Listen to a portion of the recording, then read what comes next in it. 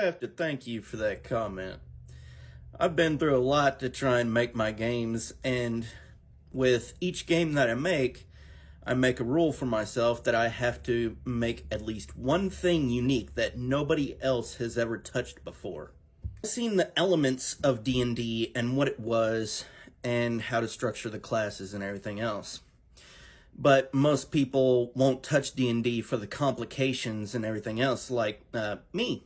Believe it or not, I've never played D&D. And how did I make the game?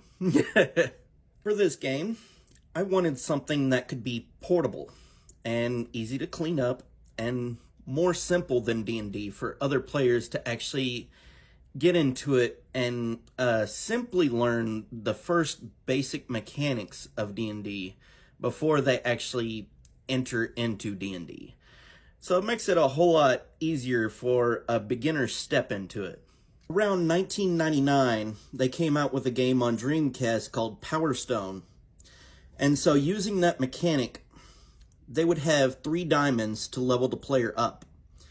And so throughout the game, you can collect Power Stones by these enemies holding them. And the Power Stones level up the character. And so I kind of took that mechanic into a different kind of way. And that's how you level up. And you can level up as much as you want, up to level 50. And after that, the game gets more interesting, because then you can have a companion along with you in like as a hero mode kind of thing. Setup is pretty simple. You, the architect, dungeon master, set up the game with the map you chose, the characters. Now that you have the characters down, you need to make a story with it. So I have lightning around here, and so it'd be like a battle of the gods. You go around here and choose like Horseman of Death, an Angel, a Dark Dragon, and let's change him to Leviathan instead of Loch Ness Monster. And then it kind of makes the Bible stories. If you got your guys down, these characters are basically more in the front if you want them to travel, or they can be there at the very start. It just depends on what the architect chooses.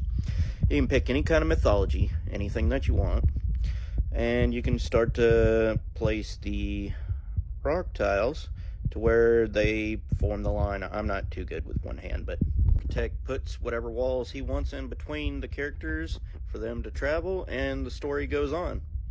You can narrate the story however you want, and the dice, the D20 is for the player to roll for the checks, and the D4 is actually for their movement on the tiles. And so the character moves 1 to 4.